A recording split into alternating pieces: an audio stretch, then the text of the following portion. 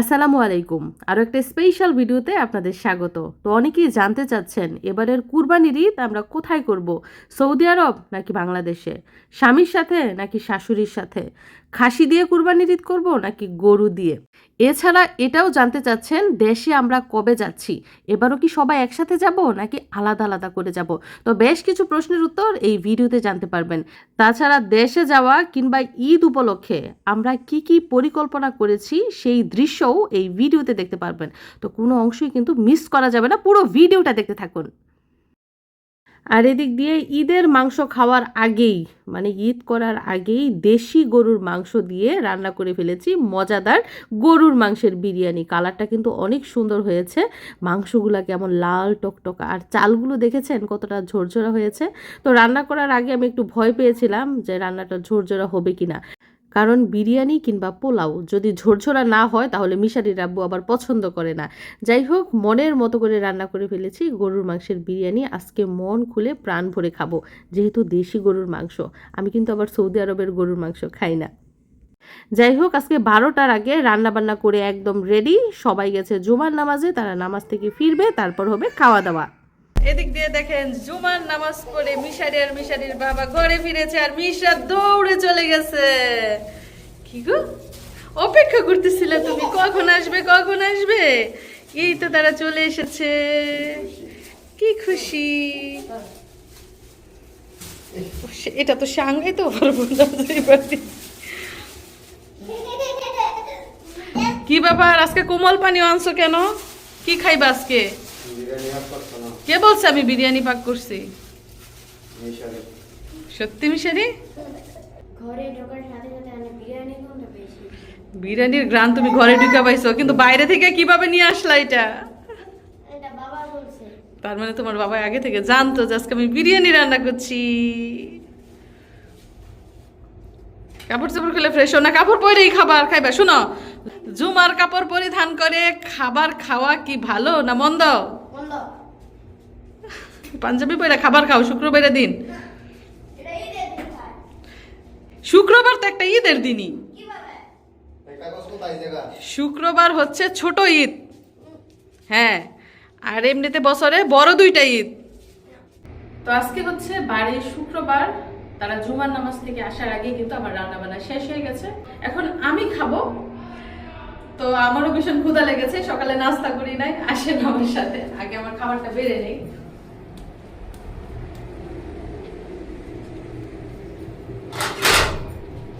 সালাদ টালাদ সব আগেই কাটা।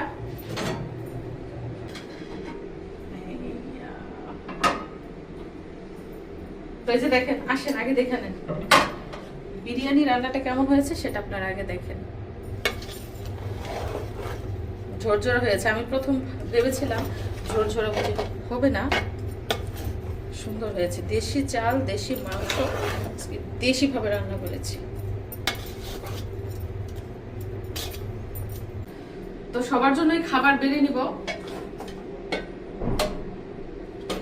আমি যেহেতু রান্না করেছি, আগে আমি টেস্ট করে নিই, কি বলেন?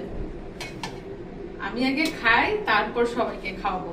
কারণ আমরা যারা গৃহিণী আছি সব সময় কিন্তু ঘরের মানুষদের খাইয়ে তারপর নিজে খাই, কিন্তু আজকে সিস্টেমটা উল্টা হয়ে যাবে, আগে আমি খাবো তারপর সবাই খাবে।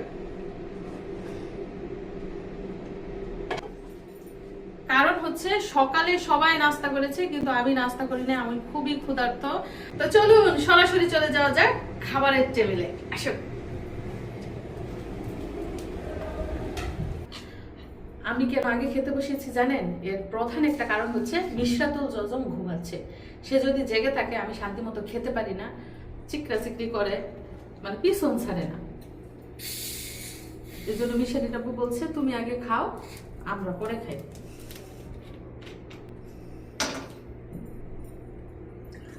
তো এখন খেতে বসেছি আর আমি একটু ফ্রিও আছি।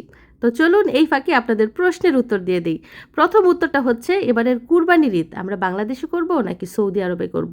তো এই প্রশ্নটা অনেকেই করেছেন, যেহেতু বিগত কয়েক বছর ধরে আমরা সৌদি আরবে কুরবানির ঈদ করছি। তো এবারের ঈদ কোথায় করার সম্ভাবনা আছে বলুন তো? সব দায়িত্ব বাচ্চার বাবার উপর ছেড়ে দিয়েছি, উনি যা ভালো মনে করেন তাই করব। উনি যদি চান ওনার সাথে সৌদি আরবে খাসি দিয়ে ঈদ করতে, সেটাতে রাজি। আবার যদি চান ওনার মায়ের সাথে বাংলাদেশে গরু দিয়ে ঈদ করতে, সেটাতেও রাজি। আর সৌদি আরবে আমরা ঈদ করলেও কিন্তু বাংলাদেশেও কুরবানি দেই, যেহেতু বাংলাদেশে শাশুড়ি আছে, তো দুই জায়গাতেই কুরবানি দিতে হয়। বাংলাদেশে গরু দেই, সৌদি আরবে খাসি দেই। তো আমার জন্য একটু সমস্যা হয়ে যায়, যেহেতু আমি খাসির মাংস খাই না, এই জন্য সৌদি আরবের ঈদটা আমার জন্য একটু কষ্টকর হয়ে যায়। আর কত বছর ধরে বাংলাদেশে ঈদের দিন কুরবানির গরুর মাংস খাই না, বাংলাদেশে এসে তারপরে কুরবানির মাংস খাই। কিন্তু তাজা মাংস খাওয়ার যে একটা স্বাদ, যে একটা আনন্দ, সেটা তো আর পাই না। আর এজন্য বাংলাদেশে গিয়ে কুরবানির ঈদ করলে আমার জন্য সুবিধা। এখন দেখি বাচ্চার বাবা কি সিদ্ধান্ত নেয়। এখন হচ্ছে পরের প্রশ্ন, সবাই কি একসাথে দেশে যাচ্ছি?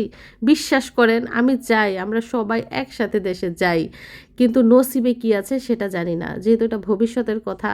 তবে আমাদের পরিকল্পনা আছে, যদি আমরা বাংলাদেশে গিয়ে আবার তাড়াতাড়ি ফিরে আসি তাহলে মিশারির আব্বু নাও যেতে পারে। আর যদি বাংলাদেশে গিয়ে অনেক দিন থাকি তাহলে আমাদের সাথে গেলেও যেতে পারে। এটা আসলে পরের কথা, এটা এখনো আমরা ফাইনাল সিদ্ধান্ত নেই নাই। আর মনোযোগ দিয়ে যে খাবার খাচ্ছি তার মানে কি, খাবারটা অনেক মজা হয়েছে। আমার অনেক পছন্দের খাবার হচ্ছে বিরিয়ানি। তো নিজের হাতে রান্না করে প্রথমেই আমি খাচ্ছি, কারণ সকালে নাস্তা করি নাই। তো আজকে সন্ধ্যার পরে যাব এক জায়গায় বিশেষ কাজে। তো কোথায় যাই কি করি সেটা অবশ্যই জেনে যাবেন, দেখে যাবেন। আর বাংলাদেশে যাওয়ার জন্য মনটা অনেক ছটফট করছে, মা বাবাকে দেখবো, শাশুড়িকে দেখবো। আর যদি তাদের সাথে ঈদ করতে পারি তাহলে আরও বেশি ভালো লাগবে। তো আমার ভবিষ্যৎ জীবন কেমন যায় সব কিছুই কিন্তু আপনারা আমার চ্যানেলেই দেখতে পাবেন।